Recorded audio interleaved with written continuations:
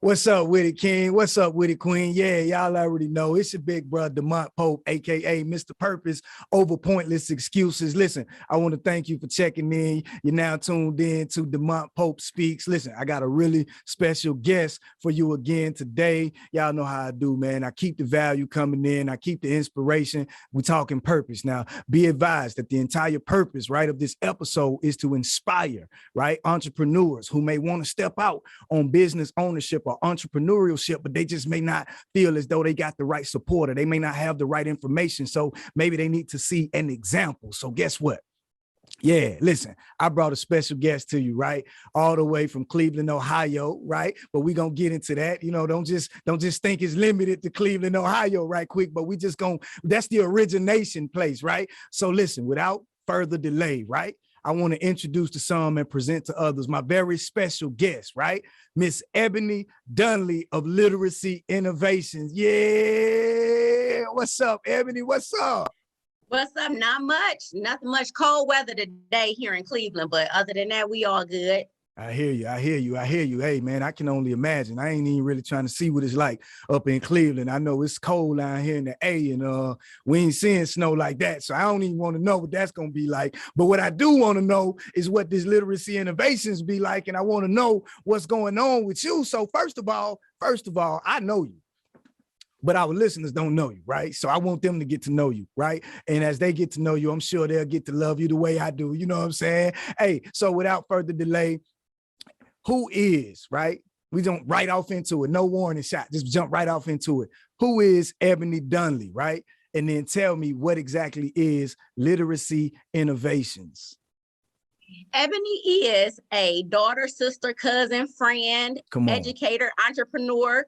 I'm all of those things, plus maybe a few more at times. Sometimes I'm a mentor, a coach. It depends on the day and the time of the day. What Ebony is, Literacy Innovations is a tutoring company that I started back in 2015, just because I saw a need for it in the community where I live and where I work. So the goal is to enhance literacy and math skills within anyone, but I wanted to definitely focus on the urban communities because that's where I live. Wow. Okay. So Ebony wears many hats, right? But Literacy Innovations, now you hit me with something, right? You hit two subject matters, right? You hit literacy, right?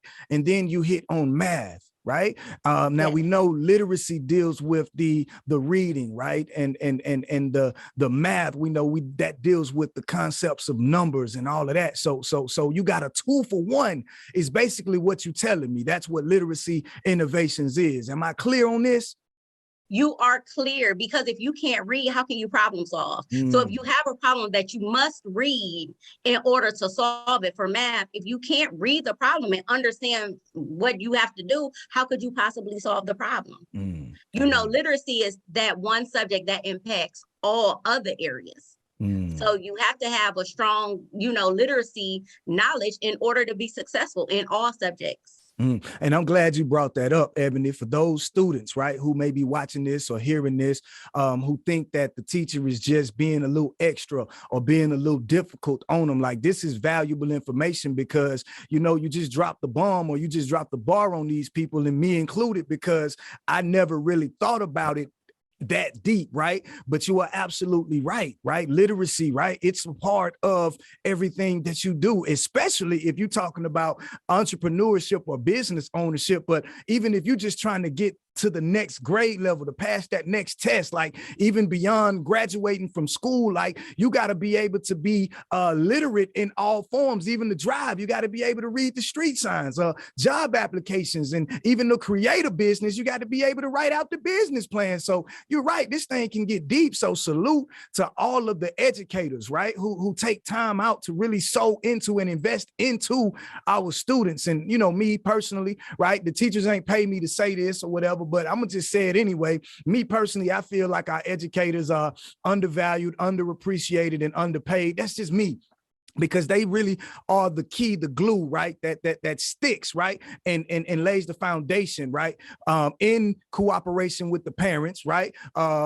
for the foundation of education, right? From an upbringing standpoint. So shout out to all of my educators, right? Principals, teachers, administrative staff, teams, superintendents. Listen, if you're in education, they're my people. If you're a student and you got to go to education, you my people. It's your big brother, Demont Pope. That's your big sister, Ebony Donley. Listen, Ebony, this is what I want to know, right? Since I just did that whole little spiel for teachers and educators. And I mean every word of it. I mean every word of it, because I think back on some of the most significant people in my life, and they were actually educators, right? So I got a lot of love for educators. And even what I do now, I'm all about inspiring, motivating, educating, and empowering, right? So I can't have one without the other myself, right? So Ebony, we know who you are now.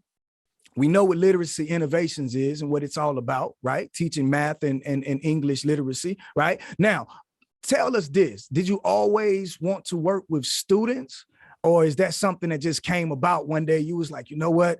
I want to work with students, or has that always been a passion or a desire for you? Well, as a younger kid, I wanted to be an attorney, probably because I like a good argument. Now and then, okay. I like to get my point of view across. Yeah, okay. I like even when it's a stalemate, okay, we can agree to disagree. Okay, but I hear you. But then once I got around my teenage years, I really decided I wanted to be a teacher. And it came by way of working with students. It didn't come like, I was like, oh, this is what I want to do, because there are no teachers in my family, or there weren't any at the time when I decided to be a teacher. Okay. But through working with kids, I used to work with kids with multiple disabilities. At school, I was a peer tutor. Okay. So I would be able to get time off of my studies in order to go to their classrooms, and I would help them do different stuff. And I got to go on field trips with them, and it was rewarding. I'm like, hey, I can get volunteer hours and I get out of class. Come on. So I was able to do that. And then my first job at 16 was working at a summer camp for kids with multiple disabilities. And then from there, I just fell in love with the idea of teaching. Wow. And I was fortunate because at my high school, we had the thematic program, which was the teaching professions program. So it walked through everything you had to do, as a teacher. So for 4 years, you stayed on this track and you did everything you would do, like if you were a college student in education. So we went into the schools, we did little activities with them. I thought it was pretty cool. So I was sold on the idea. Wow. You were sold on the idea to help people. Like I'm listening to you, and we talking about, first you went from wanting to be an attorney, right? Because you always down for the argument, right? You ain't never shied away from a debate, right? But you went from debating to discovering, right? Not only a gift and a talent, right? But you ended up discovering a passion for educating, right? So you went from debating to educating, right? And you found fulfillment in that. Am I correct? Is that what you're saying? That's exactly what I'm saying, because it was so rewarding, because I'm looking at life through a lens, through my lens. I have a brother. We never really struggled, as far as education is concerned. So at home, we're doing different things. And I'm just taking for granted that other people are doing that other people have learned these skills at home and then kind of like enhance them at school. So when I'm encountering people who really cannot count, who really cannot read, I'm like, what? This is a thing? Yeah. Because if I'm in the hood, because I'm growing up in the hood, like I'm not from a suburb, so I'm growing up in the hood, and I'm like, oh, they don't have what I have, like they don't get what I got at home. Yeah. Kind of make you want to be like, oh, okay, you want to fill the gap. Because even that. You just want to fill the gap, and so it took off from there. Love it. You just wanted to fill a gap. I'm talking about you want to fill a gap, like. Could you imagine like something you're taking for granted every day? You like, I picked this up, I can read this, I'm good, I understand it, I'm on to the next. You probably couldn't imagine you spending 2 hours on some homework because you're struggling, and everybody else finishing about 15, 20 minutes because they have it down and you don't. So I'm like, what? Yeah. I always been that person to kind of explain, like, wait, let me show you. Well, oh, you don't know this. Well, let me show you this. I've been that person because most of the time I did get it. So I think when you get it, you take it for granted. But I was like, we got to do something. But what really changed, what really opened my eyes is as a teacher, when I started teaching the lower grades. Wow. And I was like, wait a minute, these kids don't know their alphabet already? because I wasn't allowed to leave the house as a kid. You know, I knew my alphabet, my address, my phone number, my mother's phone number, and all of this before I was even able to go somewhere like in kindergarten. Right. You had to be like, what's your mother's name? Cora. What's your daddy name? Larry. What's your address? 10924. Like, we had to run that back. If we couldn't do that, we couldn't do it. But like now, I'm in class, I'm seeing kids, they don't even know their name. What's your name? Man? What's your other name? Okay. Demont. Yeah. Oh, okay.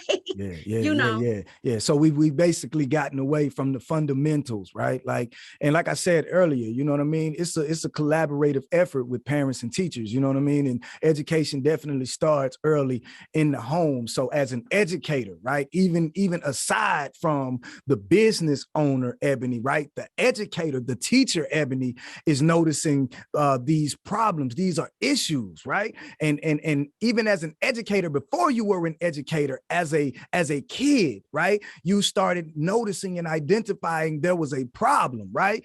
And in pursuit of your purpose, because we talking purpose over here, in pursuit of that purpose, literacy innovation was born out of a purpose to basically solve a problem, because you noticed the people around you were struggling with their mathematics skills and their basic literacy skills. And you knew that, guess what? Literacy and mathematics were connected in all aspects of life. So you, right, your heart, right, was moved with passion. So you had passion, you had purpose, right? And then you turned that into fulfillment called literacy innovations. I just wanted to highlight that because people don't know. And you talked about it from a perspective of living in the hood, but you still had needs met, right? And see, I'm familiar definitely with the hood, but we struggled and we lack, right? And a few of my other guests that's come on, we've talked about struggling and lack, but see, you didn't even realize, right, that there were people in the same environment that you were living in that lacked certain things that you had just because y'all were in the same environment.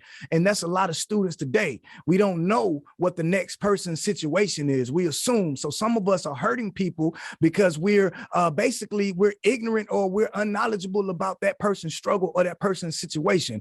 And because of that ignorance, we seem to be a little insensitive, so to speak. And we got kids and students right now that's being hurt because people just don't understand them. So I'm glad for you highlighting that for us, Ebony. I got another question, right? Because I know somebody want to know, but before we go further, let me let you know if you're getting value, right, from this interview, if you're getting value from anything I'm saying, or particularly anything that Ebony is saying here, listen, hit the subscribe button, right? Hit the notification bell, right? So you know every time we post a new content, right? Also, if you're listening to this on social media or wherever you're listening to it, like it, share it, subscribe to it, and let everybody you know who you think can get value, because it's about paying it forward. So if you're getting the value, pay it forward and let somebody else get access to this information. Hey, PS, service announcement, right? We ain't even charging you for this information. It's free, right? So you can get it and you can get it in abundance, right? All right, now moving right along, Ms. Donley, because I know you got a busy schedule and I don't want you getting mad at me, all right, for wasting your valuable time, because we know that time is currency, right? In case you didn't know, time is currency and you can't get that back, y'all. All right, so manage your time wisely. All right, so Ebony, right now, right at this particular moment, what is the biggest challenge, right, that you may be facing? And tell us how you're handling it. Like, how are you tackling it? How you dealing with it? My biggest challenge is always somebody trying to put me in a box. And it's been that way. You know, everybody be like, be more of this, be less of that. Okay. You know, but I can only be me. So I have to be myself authentically. But people want you to be a certain way.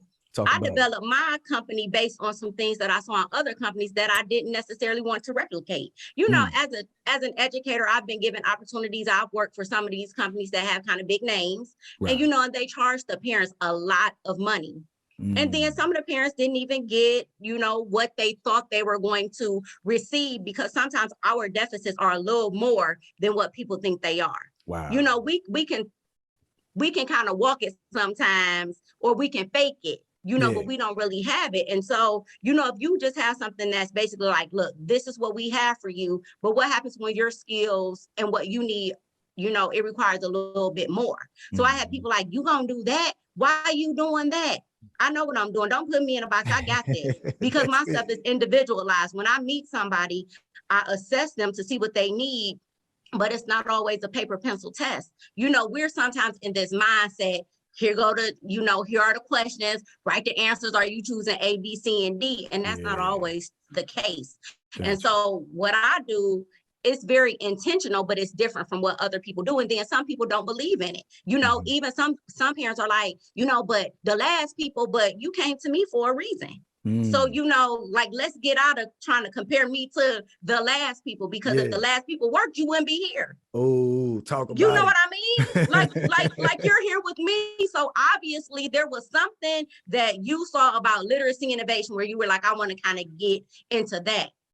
What happened wasn't working, because if what you had was all great, then you wouldn't find something new and something different. So people trying to put me in a box is the main thing. Your family does it. Other professionals do it. Everybody has something that they think you should do. That might have worked for them, but you have to find your own niche. We can't be confined to what somebody wants us to do. That's key, because they can be like, look, I love what you're doing. I think what you're doing is great, but listen, everybody else is doing it like this. So look, this is the way you got to do it. So I definitely get it. And what I'm also getting from that is you have to embrace, right, your own individuality. You have to embrace your own uniqueness, right? If you got to solve a problem, right, solve the problem the way you're able to solve the problem, or provide a service that in a way that you are able to provide it in a unique way. So I'm glad that you highlighted that, because it's about being an individual. We don't need a carbon copy of businesses that already exist or entrepreneurs that already exist. We already got a lot of those, and what they call them, cookie cutter or something like that. Like you just cranking them out in bulk, and you're not really taking time on it. Right. So I thank you for highlighting that again for the people. You talked about being put in a box.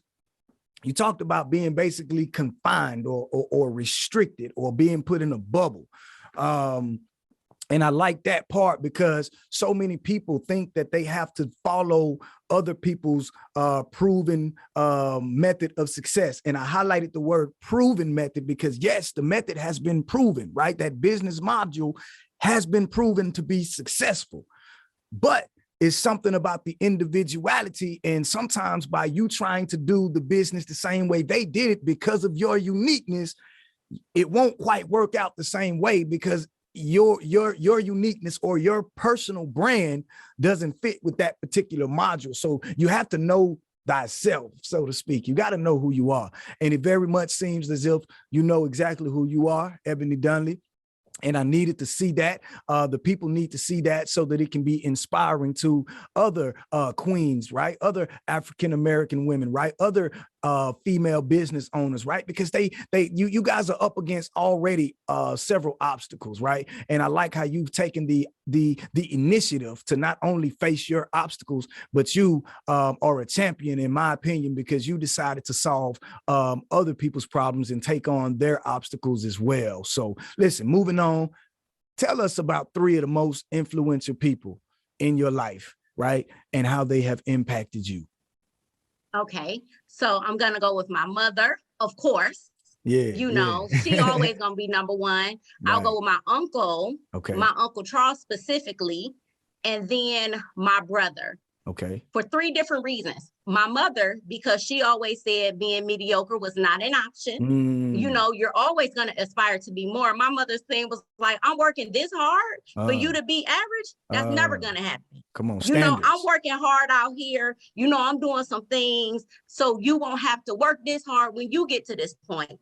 So mediocrity for her was never allowed. And when I mean, like, don't bring a C in my house, like, school is your job. So, I expect the honor roll, and I expect citizenship, because even if you don't know the content, you can go and shut your mouth.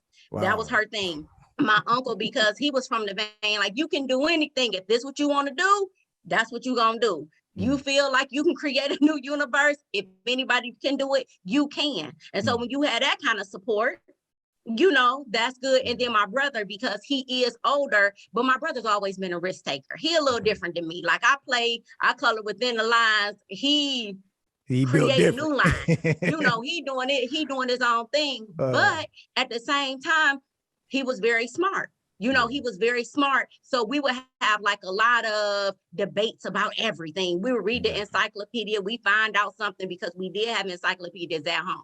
Just want to say that. Books, encyclopedias, that's what we would do. So he'll be like, I bet you can't find out something about the platypus. I'm like, I bet you won't find out more than me. We would take that thing to the library. Sometimes we just, you know, it was competitive nature.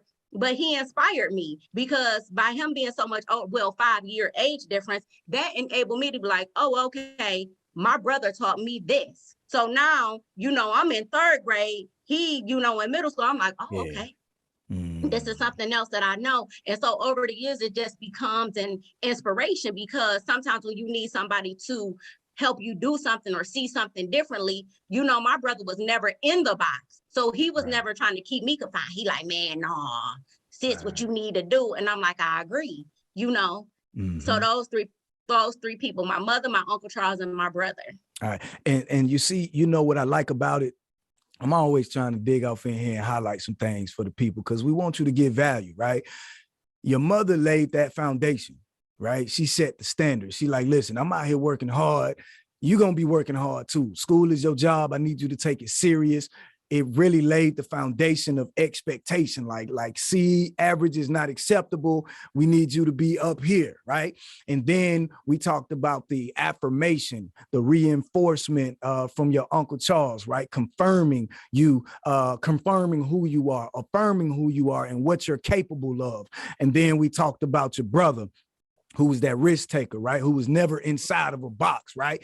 Who was very, very much responsible for you having that mindset of that last challenge of why you don't like people to try to put you in the box because you've been molded to exceed or excel past other people's standard of mediocrity. So we want you to know, listen, if it's worth doing, it's worth doing well. You know what I'm saying? I read that somewhere in my favorite book. You know what I'm saying? If it's worth doing, it's worth doing well. So thank you, Ebony Donley, for highlighting those 3 magnificent people in your life. You know what I mean? And because of their influence in your life, you are able to add value to others in the way that you are. So this is what I want to know, since we on that foundation with the support system and the influential people in your life. Now, all that being said, right, what is an insult that you have received that you actually proud of, right?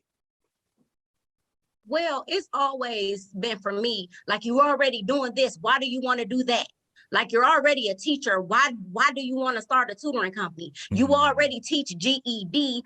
Why would you want to stop making $28 an hour to teach GED to go do something else? And I'm like, because I'm making $28 teaching GED is how I know that if I can come in here and if I can teach these adults who are set in their ways, these adults who are older than me, if I can take them to a higher level, imagine what I can do with children who are still impressionable and are not so set in their ways. So it's like, why would you want to do this when you have that? Why would you give up guaranteed money? But I'm like, because I guarantee I can make more. If I make $28 doing this, I guarantee I can make $28 doing my own thing. If I work 10 hours for them a week, I guarantee I can make as much money or more doing what I love, something of my own creation, for 10 hours a week.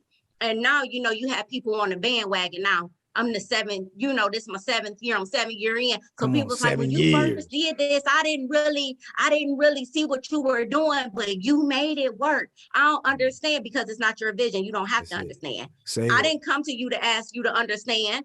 I did what I wanted to do. I jumped out the tree because I didn't even overthink it, because that's just the nature of who I am. A little spontaneity never hurt me. So I went on ahead and did my thing. And so now, 7 years later, people are like, wow.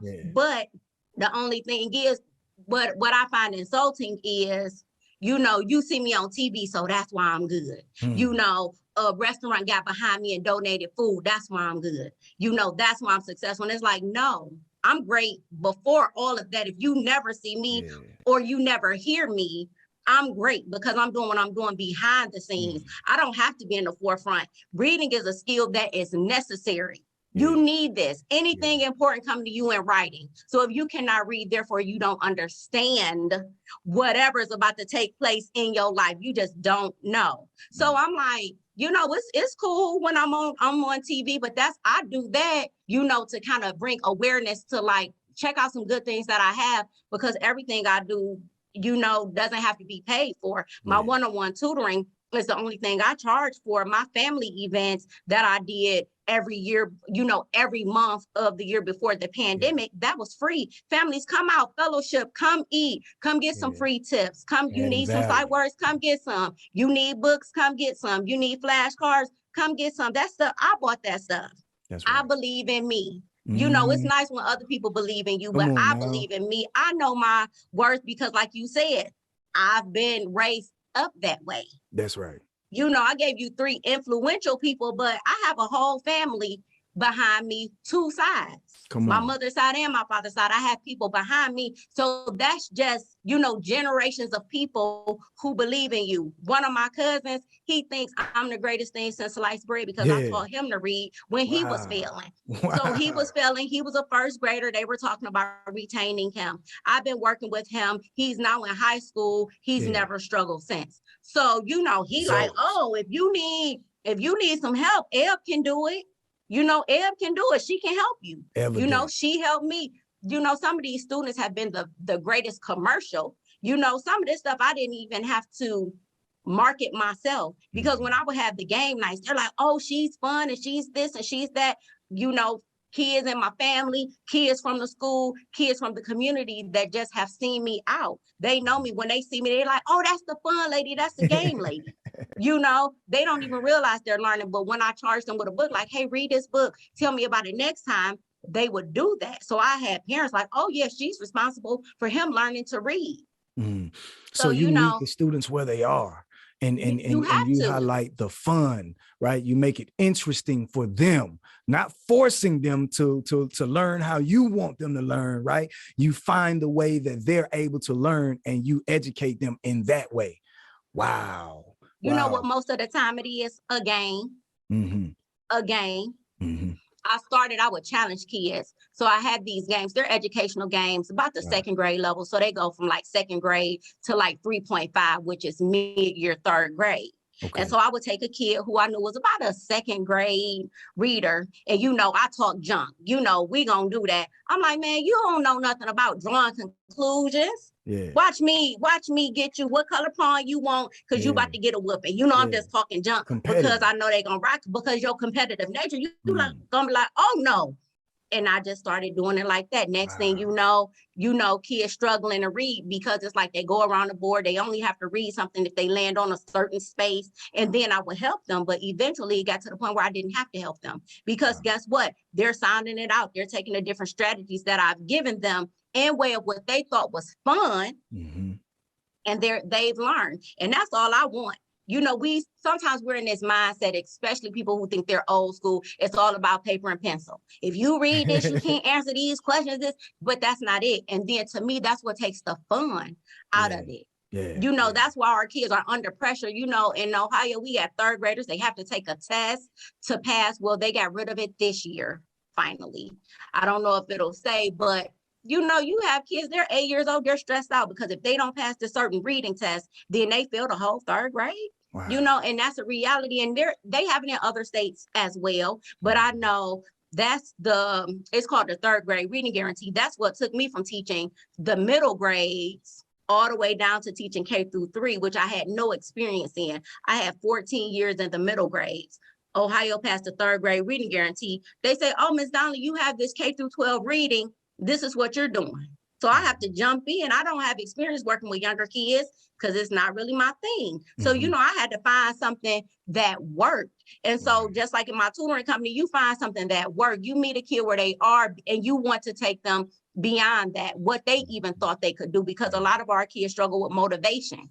You know, we think it's just the skills themselves, but some of these kids have been so beaten down, you know, and it's sad because sometimes they're only 7 or 8. I can't do it. I don't know, you know, not even willing to try. And that's something that I never understood growing up because I never felt that way. Like that's not my story again. And so, you know, I just want to empower these students, you know, and their parents, because sometimes I would have to explain a little something to the parent, like, listen, the way you're doing it is the reason why you're not seeing results. Like, you can't do that. Like, you're making them nervous, or you're making her nervous. That's why she's crying. That's why she's afraid to take a risk. So yeah, you know, people gonna insult you all the time, but nobody knows your vision more than you. That's it. Wow. Listen, you have given incredible value. Listen, I still got at least one more question for you, but listen, man, and that's the evidence, right? For the students, for the parents who are watching. If you've ever doubted, or if you've ever questioned, like, does these teachers even care anymore? Like, is it even teachers out here who are passionate about the students? Like, all these teachers just want a paycheck. And listen, let me tell you something, the paycheck ain't that great.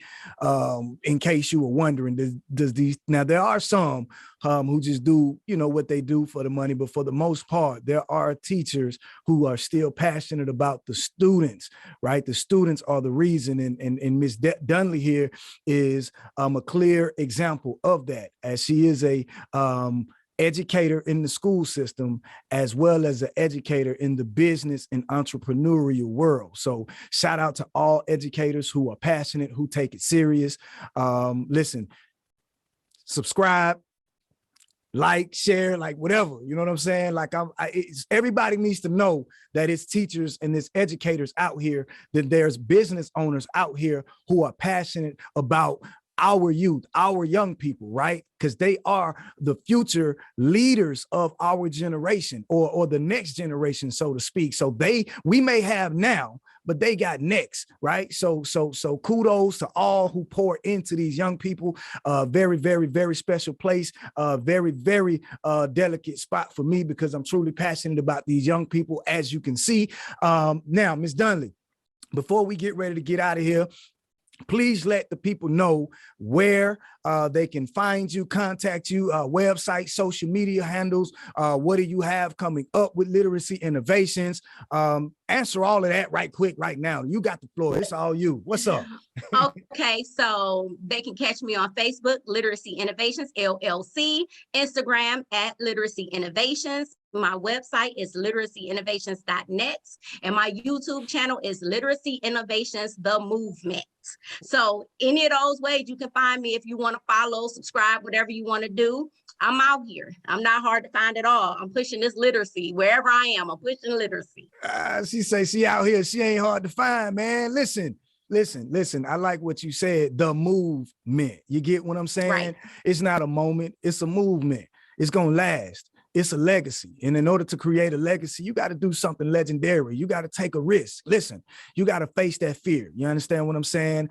I am a victim of fear. Like, fear held me back so long. Fear held me down so long. Like, imagine where I would have been, or where I would be, had I conquered or even just faced that fear such a long time ago. So we're grateful to have this opportunity. Ebony Donley, we thank you for taking time to come kick it with your brother. You know what I'm saying? It's everybody's big brother, Demont Pope over here. That's your big sis, Ebony Donley. Listen, we ain't finished yet.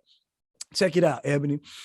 To that person, to that young man, to that young lady, right, who wants to start out, right, in business, in your particular industry, right, in the education field, who want to start a tutoring company, right, who want to help those who are struggling in learning, literacy, mathematics, science, you know, whatever the case may be, right?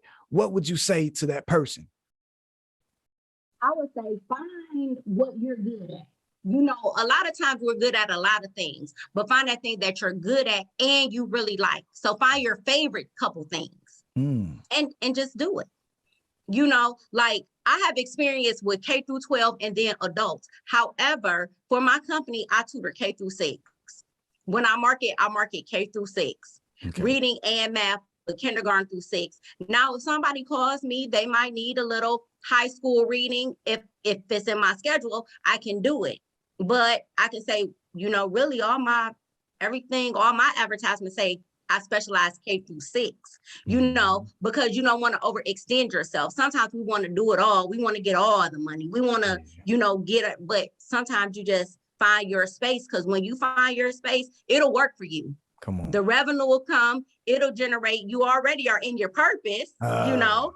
So you're already in your purpose, right? So then you find it because you don't want it to seem so much like work. Come on. I always think about entrepreneurship. You're going to have to work hard at it, but if you love it, it's not like work. You know, because you're so in tune with your purpose and fulfilling that purpose that you're like, okay, you know, I'm up a little later working, but you'll love it. But don't let other people try to tell you what your purpose is. Yeah. You know what your God-given gifts and talents are. You know what your purpose is. You go from there.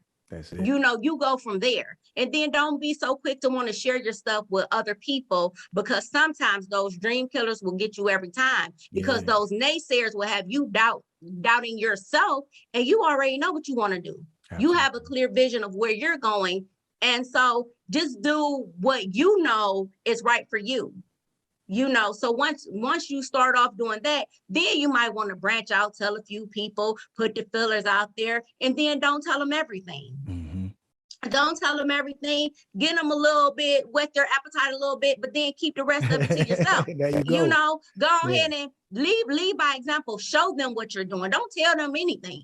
Show them what you're doing. You know, so by the time they have their opinions, you already have a tried and true. Well, you know, I've been doing this and this has been working thus far. You know, because sometimes you don't have to shut somebody down like by telling them, you know, you don't want to hear it. You can just already prove that you're successful, you know. But the first thing is you got to get out there and do it. You cannot be afraid to do it. You have to try. That's right. You know, you have to try. So you have to get out there. You know, it's all about taking a risk, but you're betting on you. If you're not going to bet on you, who else is going to bet on you? Because if you can't talk yourself up, and have people believing in you. Come on. But I mean, purpose. Right. Yeah. Right. So then if you don't believe in you, who's going to believe in you? Because you can't be a fraud. You know, that's why you have to be authentic. That's how come you have to really believe in what you're doing and really walk within your purpose, because otherwise people gonna be like, oh, nah, Ebony, she not real literacy innovations. I mean, I haven't seen what she's doing. I know she's a teacher, you know, but that's it. But when people look for Ebony Donley, they gonna see family game nights for free. They're gonna see where I gave out printers and ink and school supplies. They're going to see that. They're going to see where I gave out gift cards. They're going to, you know, they're going to find some stuff out, even though I try to keep stuff under wraps. You know, I'm not even out here like, hey, I did this, check this out, you know, because for me, it's not about publicity. So I do stuff. I'm not trying to get a photo op. I'm like, hey, you're good. You need this. I have a box of stuff, you know, and stuff like that. So do it anyway. Do it anyway. Go ahead and try and be true to yourself. If you do that, it'll all line up. You know, your purpose gonna always make room for you. Your gifts gonna always make room for you. It's just gonna happen. It's gonna happen, and it's gonna be so seamlessly and effortlessly. It's gonna be happening without you even thinking about it. It's just gonna come into fruition. You're gonna be like, I remember I was just thinking about this. I love it. I love it. And you're hearing this, ladies and gentlemen, young kings, young queens, you're hearing this from somebody who didn't just read it, but somebody who applied it, somebody who learned it, right? Somebody who's doing it, right? So these aren't just opinions, they're facts, and they're practical and logical things that you can do right now. Like, you have to believe in yourself, right? You have to first identify that purpose that you have, what you were created to do, because a lot of people will tell you their version of your purpose, but you have to listen to that voice inside of you, right? That speaks so soft, so subtle sometimes, yet it be the loudest voice, because we ignore it with other voices because it ain't saying what we want it to be saying or something like that. But listen, thank you so much, Ebony Donley, for kicking it. Thank you for educating us on literacy innovations and the things that you got going on. We really, truly appreciate you taking time out. And listen, we thank you for what you do. We thank you for caring about our young, our youth. I got 5 children, so Lord knows I thank you for caring about these young people, right? Appreciate it. Anything I can do to add value to you, I'm all for it. But listen, you forgot to mention something that, you know, I did my due diligence, did my homework. I found out that you didn't author one, but you authored 2 books. So I'm going to have you come back on the author section, and we're going to talk about that. And I may even have you come back in, as a matter of fact, for the teacher segment, because you talk so much about from being the standpoint of an educator, and you added so much value. Like, you gave us so much more than the questions that I was asking. So I'm very grateful for you, but I know you got a busy schedule. I know you got to go. So again, thank you for tuning in. Thank you to every last one of you who listened to this episode. Thank you even more for those of you who are subscribers, those who are subscribing right now, and those who hit that notification bell, man, that like, that share, all of that, man. Thank you so much. Hey, till then, it's your big bruh, Demont Pope. That's your big sister, Ebony Donley. This is Demont Pope Speaks Purpose. Hey, I'll see y'all next week. Yeah.